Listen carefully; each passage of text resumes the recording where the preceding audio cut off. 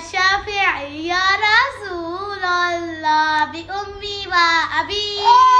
فكي كنت سيدي صلاة وسلام عليك يا نبي حبيبي